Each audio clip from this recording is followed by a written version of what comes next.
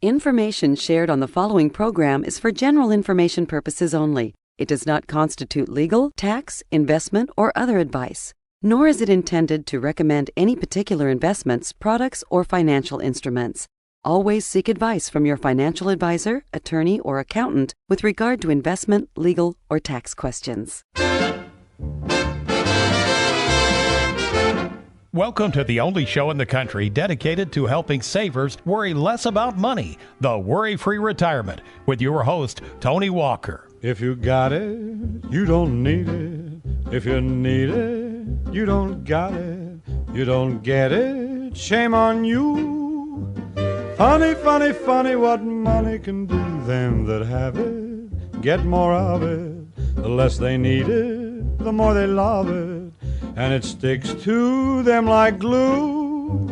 Funny, funny, funny what money can do. Well, I knew it was going to happen sooner or later. We at Worry-Free Productions would be going about our daily and weekly task of laying out a segment of programs dealing with a particular topic, and someone would change the gig on us right in the middle of this topic. And so is the problem with something called the required minimum distribution, or what is commonly referred to as RMD. And you'll see here in a minute why we always like to give the date of this pre-recorded radio broadcast, which today is December 23rd, 2019, right here in our Louisville studios. And it happened just the other day. We were already working in our RMD shows talking about the magical age of 70 and a half, when you have to take money out of your retirement accounts, 401k, IRAs, and the congressman in Washington, they've passed it off to the president, which I assume he's going to sign it into law, have now changed the gig on us, changed the rules of the game, and we had to backpedal a little bit and rework this show. But first of all, welcome to the Worry-Free Retirement. It is going to be a very good show, and regardless of whether you've reached that magical age of 70 and a half, or now 72, as we'll find out, or you're younger than that, it doesn't matter. We are a retirement planning show, and this show is dedicated to helping savers worry less about money, and going to be some very, very helpful information as we explore exactly what is this Secure Act. And before we get into it, though, I got to introduce America's favorite financial sidekick, Mr. Aaron Orander. How you doing, Aaron? Hey, good afternoon, sir. I'm good, and yourself? I am doing great. And with us in the studio, we have a couple of, we got a guest, kind of, and then we've got, as always, our technical producer at the helm over there working feverishly, Megan Murphy. But we also have my favorite nephew in the whole wide world, who's with us, and actually he's going to be starting with us here in the 1st of January, Wes Walker. Got the namesake going there. Wes is over in the corner. He's told him, I said, Wes, just be on a fly on the wall. He's got this booming voice. We probably wouldn't even need the radio, to mic him the up. mics probably could pick him up if he started talking. They probably could pick him up. But we're excited to have Wes on board, and Wes is a native of Lexington. He'll be working in all three offices, but one of the goals is to try to help Lexingtonians over there. Those of you listening on WLAP, we do have offices in Lexington, and again, with my oversight, of course, I see everybody that we work with, but Wes will be there to assist in the Lexington office as well. So we're very excited to have Wes. Okay, let's get back to what's going on here. All right, let's set the stage. We're assuming anybody listening to this program has either an IRA, 401k, maybe a 403b, thrift savings account, maybe a lump sum pension you're thinking about rolling over. And whether you want to admit it or not, or know it or not, probably know it or not for some of you, that tax-infested 401k with what I call a tax tumor. So today we're going to talk about the three parties involved in retirement. We're going to talk about why the government, of all things, would allow savers to put off taking their money. You would think they would want the money taken out because obviously they want to get their taxes, right? So why would they allow savers to put off taking money out from 70 and a half to 72? We're going to talk about this Secure Act and find out why this thing is disastrous for your kids and grandchildren. It is not a good deal for them, folks. And then finally, we're going to talk about the idea of annuities that you're going to start seeing because of this Secure Act, which we're all for it. We've always been proponents of annuities. But the rub that's now existing between Wall Street, who controls the narrative and controls most of these 401ks, and this introduction of annuities that's going to have to be placed within all of these 401k plans. So before we get into the show, again, let me set the stage where there are basically 10 options for dealing with your RMD. Today, we're not going to get into that. Today, we're going to just simply set the stage of what the problem is, what is the Secure Act, and then as we build up some momentum here, the next two shows, we're going to help those who are in what I call halftime, those who have not reached now the age of 72, this magical RMD age. That'll be on next week's show with options on how you can attack that issue and try to deal with your tax tumor now rather than later. And then the next week, we'll be talking to those who are at or already past the age of 72, and they're trying to figure out how to handle and properly administer this RMD. So let me get my ducks in a row here. Let's get situated. When we come back, we're going to dive into exactly what is going on here with the Secure Act and whether it's good or bad for you, the saver out there. You're listening to the Worry-Free Retirement. I'll be right back.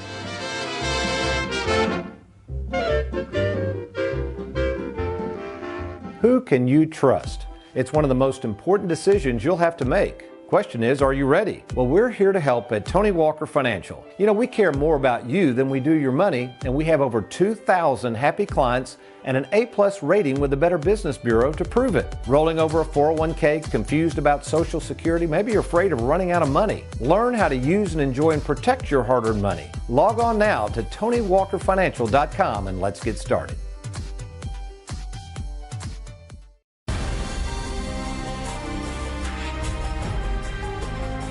And now it's time for Tony in the Trenches.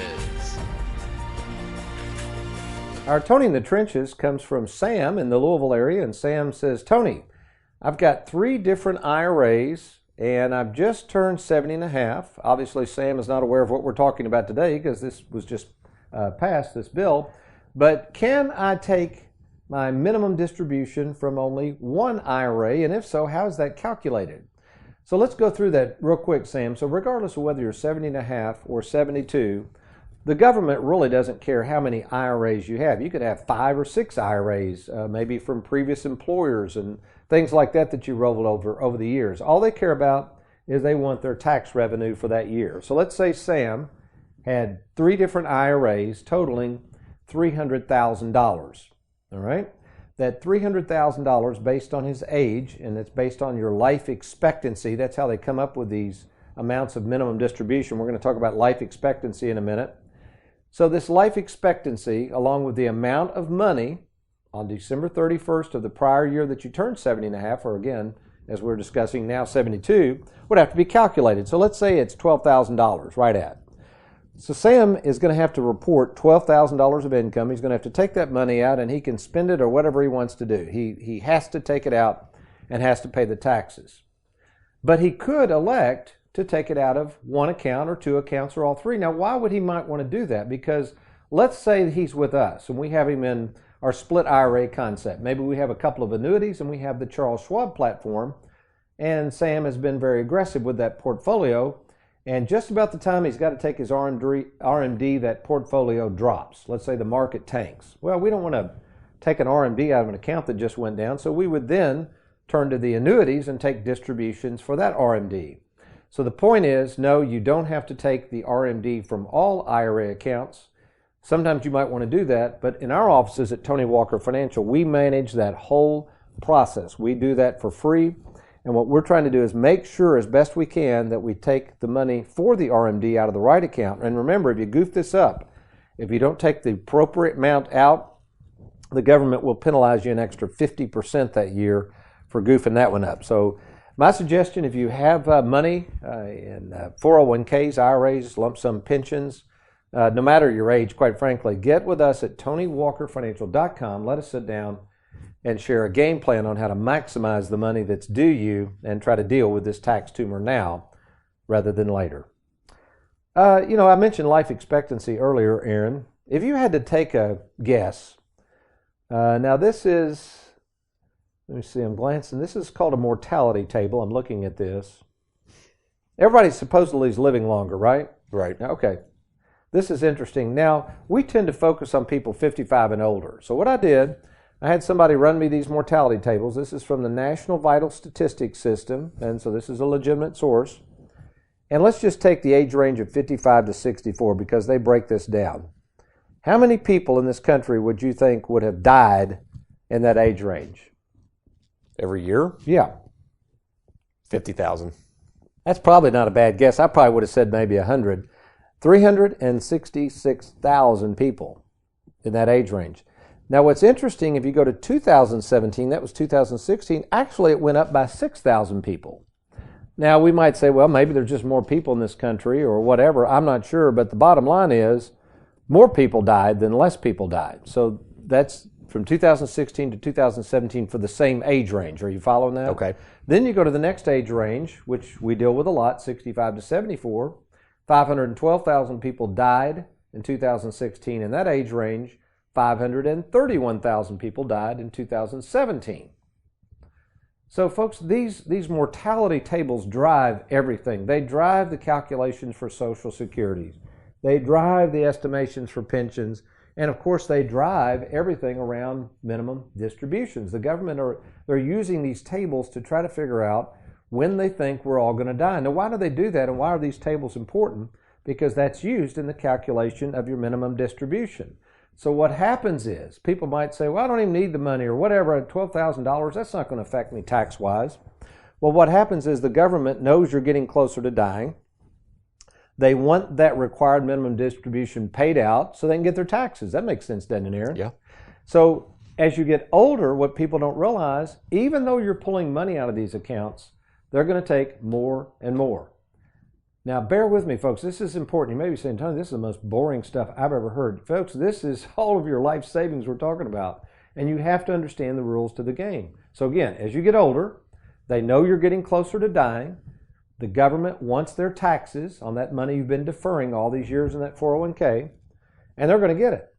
They're going to raise the amount of money needed, so that gets pulled out. And here's my concern. In 2026, the current low tax rates, and they're very low for most Americans right now, expire. And you see, we see a pattern here, Aaron.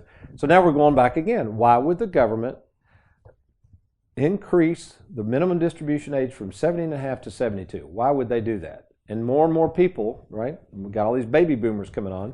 In the long run, they'll get more money. Yeah, because they put off, the money continues to grow. We've Right. been in an up stock market, right? And also, I don't think the government really wants people taking it out because the tax rates are low, right?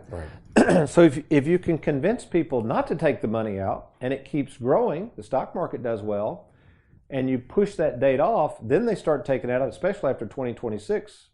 There we go. They got more tax revenue. Wes, are you following this? Do you need another cup of coffee? Okay, that's fine. That boy, you're drinking coffee. You like that coffee, don't you? Drink it black? Black, yeah. I have to cut back on coffee because I like the cream and sugar. That's not good for you. But so we move forward on that. So that not necessarily is a good thing, folks. So with Tony Walker Financial, what we do is we try to determine if it's best to defer this money or not. Sometimes it's not. I know Wes set an appointment today. Everything is taken at face value when you meet with prospects and clients. This particular client, she was worried that at her husband's death, he's probably not going to be able to get life insurance, but she said when he dies, Aaron, she's going to lose his pension and part of his Social Security. And I said, well, hey, you got a couple of homes. Couldn't you sell one of your homes? Guess what she said to that? Do you think she liked that response? No, she don't want to sell her homes. That's what she said. She said, what? And he said, what, you'd want to keep both homes? And I said, hey, we got to do what she's got to do, but unfortunately she doesn't have enough life insurance. So we have to try to keep that money working to pay her plenty of money to stay in those homes. So it's all dependent on what the people want.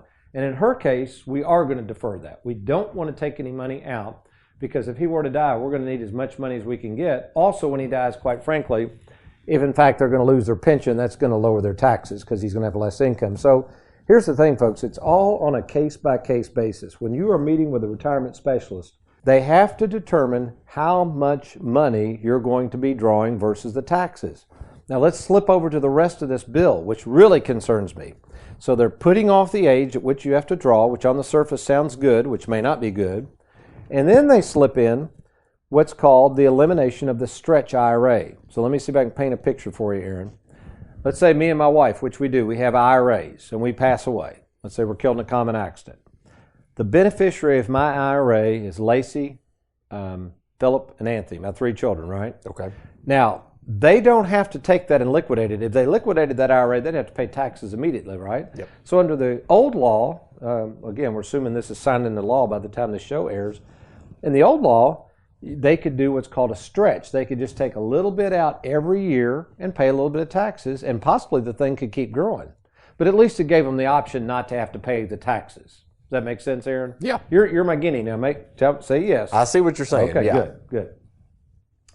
So what the government's done, and this is why I think that the government's a little smarter than we give them credit for. They're thinking, oh, wait a minute, we got $22 trillion in debt and growing. We got another deficit this year.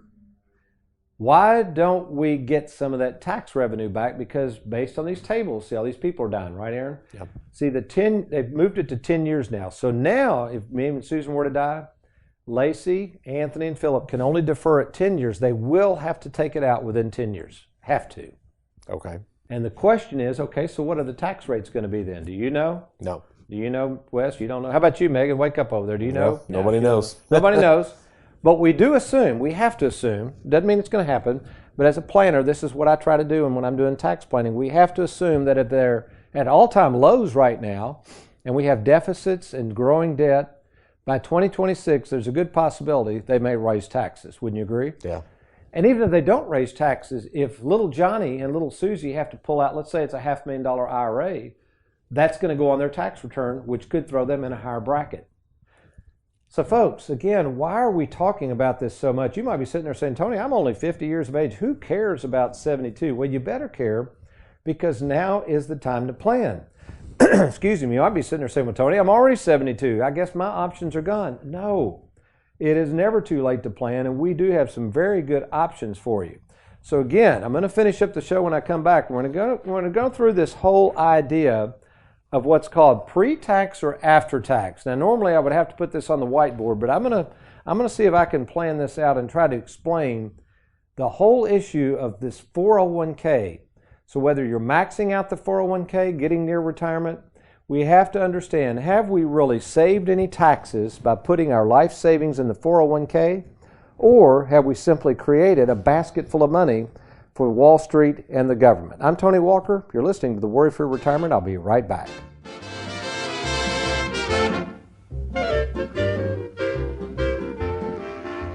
Win or lose, games are a blast, but playing around with your retirement is serious business. So don't leave your retirement to chance.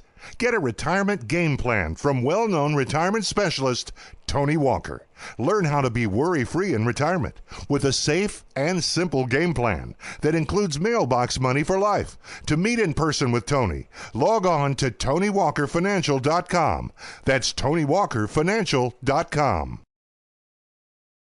Have you recently retired, been laid off, or offered a pension buyout? Has the company you work for moved, been acquired, or closed its doors forever? And finally, do you have a 401k with a previous employer you'd like to move to safer territory? Then take advantage of this opportunity to move your 401k or lump sum pension to Tony Walker Financial. Let's meet in person to discuss your retirement options. Log on now to TonyWalkerFinancial.com to schedule your free, no obligation appointment. Let us help you today.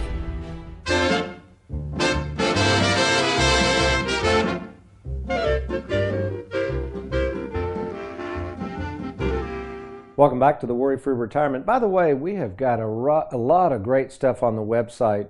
Aaron, are the white papers we do under the blog section? No, they're going to be in the download section. Download. All right, let's share, because we have got a white paper at TonyWalkerFinancial.com. What you need to do in the search bar at the homepage, you want to type in download. Correct me if I'm wrong on this, Aaron. And then when you click download, you want to check out, it's called the Secure Act White Paper. Secure Act White Paper. And this white paper basically is going to give you a quick need to know, all the bullet points of how this new law affects your 401k. So again, take advantage of this. Make sure you don't accidentally get hit with a 50% tax penalty. Make sure you've got a plan of action on how to deal with the tax tumor. And this will summarize our radio show very well. You get TonyWalkerFinancial.com. In the search bar, type in downloads, and then you're going to check out the Secure Act White Paper. This could save you a lot of money and headaches, so download that today. Oh, before I'll get into this pre-tax, after-tax things real quick, I almost forgot. Also buried within, I wanted to cover annuities, but that goes without saying. They're going to do that. Here's an interesting thought. Also buried within this, again, this sounds like a good idea, Aaron, on the surface. We're assuming that the 401k is a great idea. Max out your 401k, that's what we've always been told. They're also putting into this law where the options to invest in the 401k are being expanded even to part-time workers. Okay. So on the surface, again, yeah, who doesn't want to get a bunch of people in and save money for retirement? But what's interesting about this is that is continuing to provide fuel. So let's think about this. What has happened to Social Security? Well, when Social Security was enacted into law in 1935, there was about 40 workers for each recipient or beneficiary. So we had all these people funding Social Security. What was it last week? We talked about the lady that had only worked, a couple of months and got her Social Security and lived to 100 and remember Yeah, I got, all that money? 22,000 or something like that? She put in $800. Yeah. Okay. But they didn't worry about that back then because they had so many workers and very few recipients. I'm kind of wondering if this is happening now. So fast forward to today, there's about only 2 workers for 1 recipient of Social Security, so there's not enough funding coming in from workers. All these baby boomers with trillions and trillions of dollars in 401ks are now going to have to start taking money out. It takes money from Wall Street. That's money they can't draw on fees. So they need money to replenish it. Where do they get that? They go to the young people and say, hey, young people, whether you're part-time or whatever. Again, I'm not saying this is a bad thing. I'm just saying, why would they put this in there? I think it's so they can keep fuel going in, just like Social Security needs money.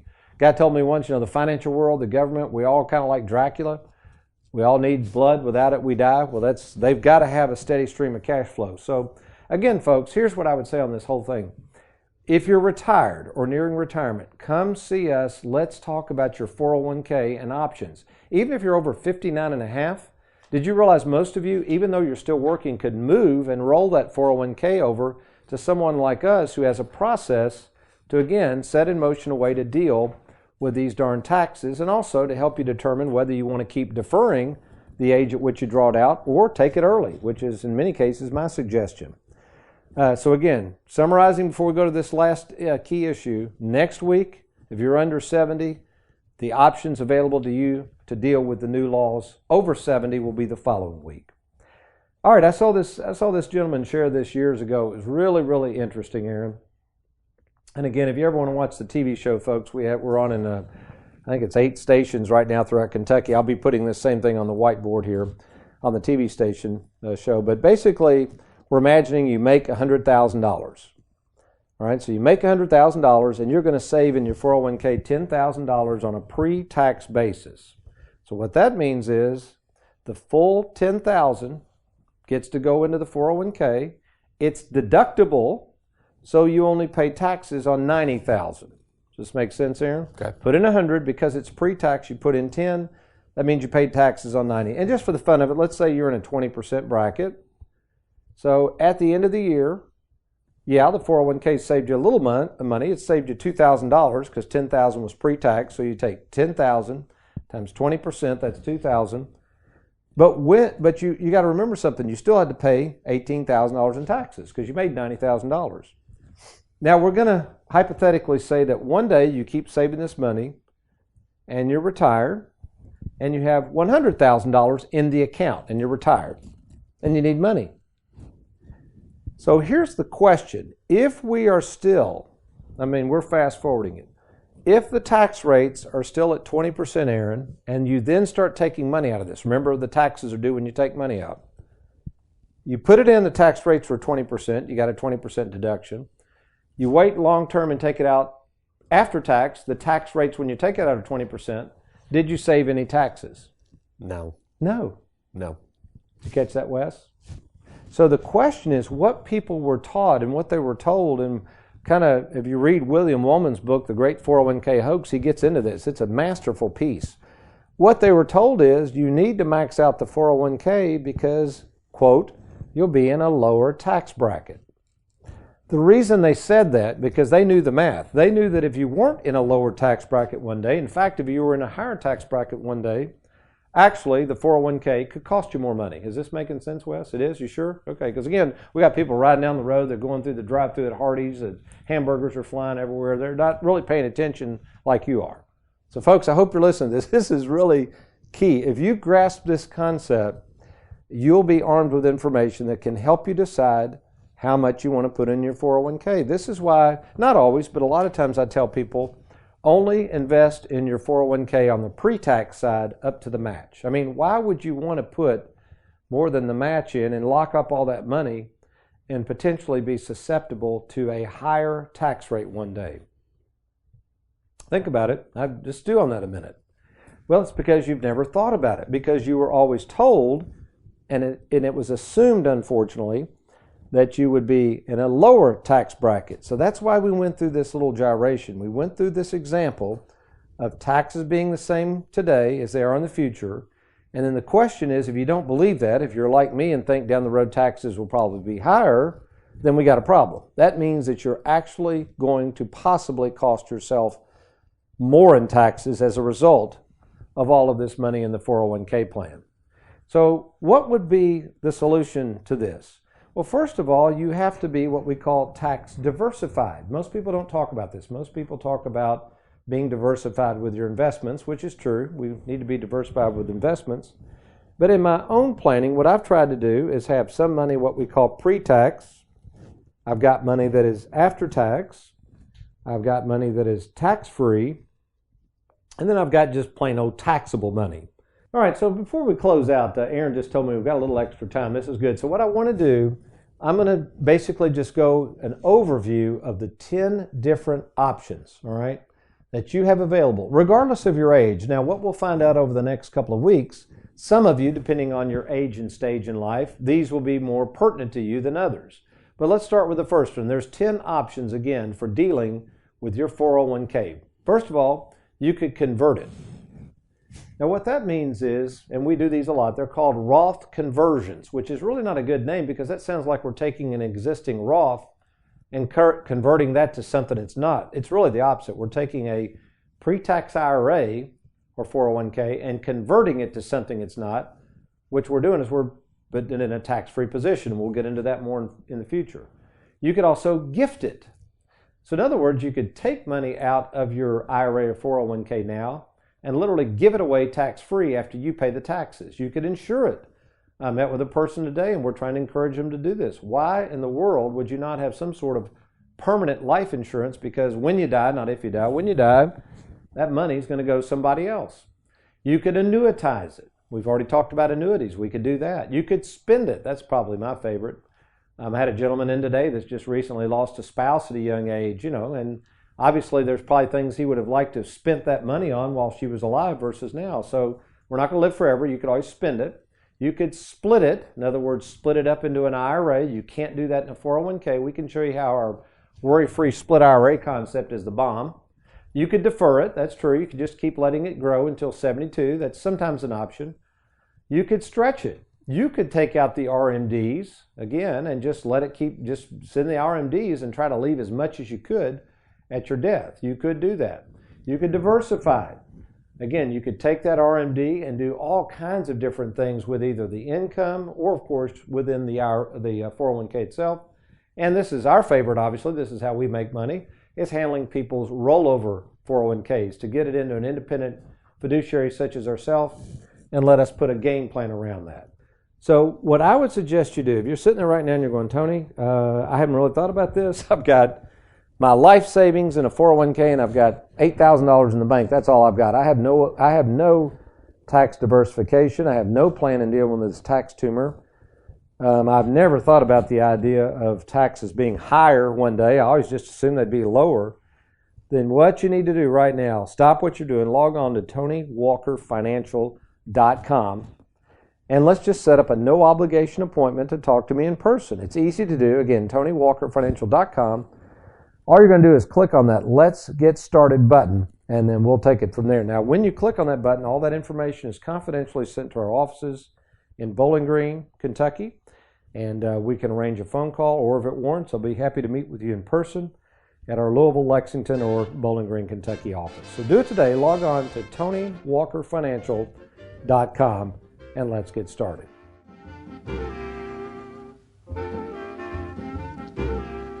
If you got it, you don't need it. If you need it, you don't got it.